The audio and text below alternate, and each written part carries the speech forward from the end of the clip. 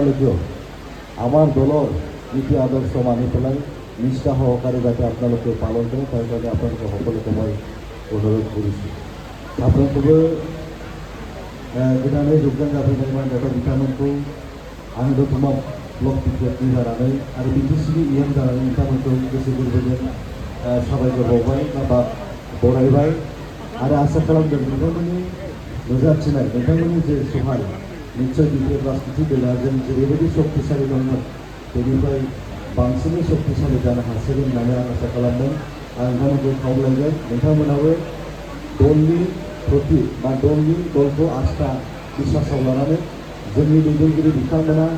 जे समाव जेरैबायदि निर्देश होयो बे निर्देशखौ नोंथांमोना निश्चय निष्ठा सहकारे पालन खालामगोन होननानै आं आसा खालामदों आरो जोङो शक्तिशाली भाबै फैगौ जे 9 तारिख एप्रिलाव जों जानो गोनां जे एसेम्बलिनि इलेक्सन बे इलेक्सनाव जों ज'यैनो निश्चय जोंनि बिजाथि मानगोनां रघुनाथ नार्जारी सारखौ जों देरहासार खालामनो हागोन होननानै जोंहा बिश्वास दं आरो दिनैबो दानो जोङो देरहाखाबाय होनबाबो बांद्राय बुंनाय जाया होननानै आङो गोरायै बुंनो हायो। मानो होनोबा जों बे ओनसोलनि बिटिआरनि बारहावा बिटिआरनि जे थासारि बिटिआरखौ जे मोजां मोननायनि जे बारहावा जों बेखौ जों मिथिगौ। ओंखायनो जों बुंनो हायो दिनैनो दानो बे जायगानिफ्रायनो जोंनि बिजाथिया देरहाखाबाय होननानै जों फोसावबाबो जेबो बांद्राय बुंनाय जानाय नङा होननानै आङो सानो। दा एबार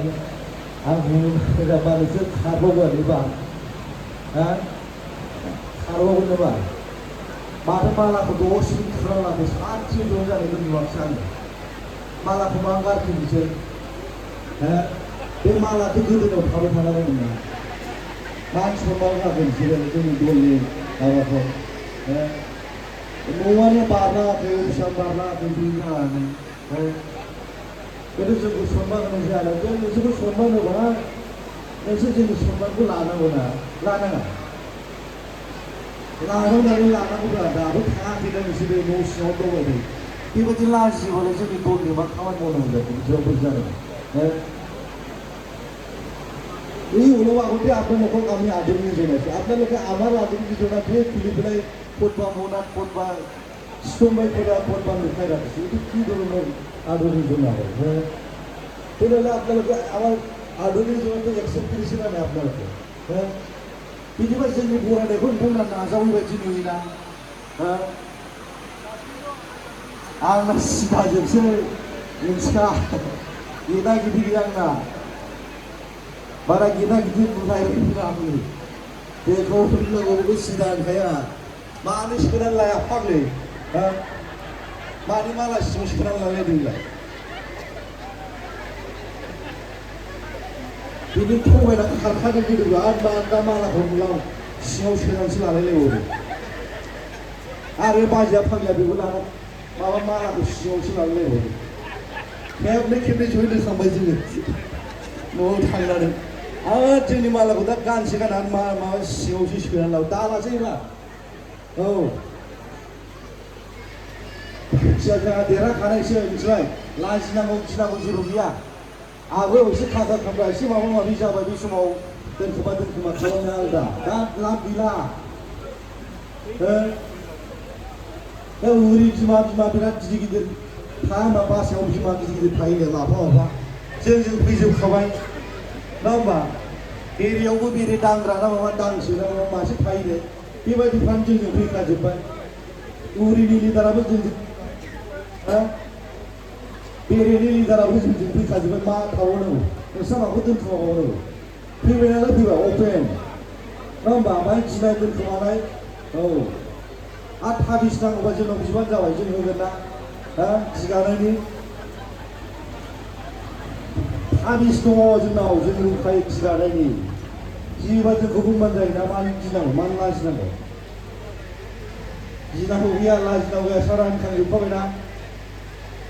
गोसो मोदोम जिउ होना हगारजोबनानै मावबानो जाबाय देरहाखानायसो होननानै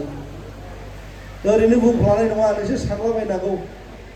देरहाखानायबालाय माथो केम्पिं खालामलागासिनो दंसै होनलाबायनो हागौ मा होनो सारा बांसिन बयनिफ्रायबो बांसिन भटखौ जों बोरै मोननो हायो बेनि थाखायसो जों खामानि मावगासिनो दं दा नायबानो जाबाय देरहाखानाय नंना नङा होमबा प्रमदनि फंबायसो फैदों प्रमदा जेननानै थांबाय दाखालि नङा होमबा बबेयाव कुसुगाव रुग्रायाव सारदों हनै बिसिना केडेटआ जेनखानाय बेयाव बिसिनि लोगो लोगोआ जोंजों जेनखानाय नङा होमबा बनरगावआवबो जेनखानाय जमदुरावबो जेनखानाय सराइबिलावबो जेनखानाय बे देरहानाय ज' गना गन होबानोथ' देरहाखाबायना जों देरहाखाया आदा नोंसोर हाला हाला फैबाय नङा होमबा उरि बिमायाव फैबाय बेरेनि बिमा गिदिराव फैजोब्बाय मा थाबावनांगौ होनलाय ओंखायनो गिनांगौ गैया लाजिनांगौ गैया ज' ओंखारबानो जाबाय आरो गोदान खोथा गैया गोदान जेबो होनाय नङा माबा होनाय नङा माबा माबि सोरबा खोथा बुंबाबो नोंसोर बिसास खालामनो आरोखि जों दंना बिनि मुरिफोर बिनि सुवा सिथा खालामनांगौआ बेहाय दायित्व लानांगौआ जों दं नङा होमबा साराय बोसोर दंबावो साराय बोसोराव आं इयुन जानानै दंबाय थायो बे जायगायाव देरहाखानानै दंबाय थायो मिथिबाय जेरै दं बिदिनो थादों इलेक्सना बावगारला बारा जाला लोंला दा खालामथारसै 10-15 दिनल'सै बेमार आजार जा भट होनो मोनाबा खनसे मोना होमबा 5 बोसोरनि उनावसो होयो 1825 दिननि उनावसो खेबसे भट जायो नङा होमबा ओंखायनो देहाफोरखौबो मोजां लाखिदो न'खरखौबो मोजां लाखिदो ज' जोंहा भट होनांगौ देरहाखागोन ओमफ्राय 4 तारिखनियाव बयबो मोसानांगौ बयबो रंजानांगौ नङा होमबा जौफोर संनानै दोनखाजोबदों एसे मिथिबाय आरो बैसागुआव लोंनांगोन ना बैसागुआव एसे लोंसै आरो देरहाबा खेबसे ज' लोंस्राबावसै मिथिबाय ओमफ्राय माइ गायनोसै फुनसै नङा होमबा दे आं बेखिनिखौ बुंबाय आसा खालामबाय रावबो गोनो गोथो जानाय नंला बिदि थाखुमा दाजासै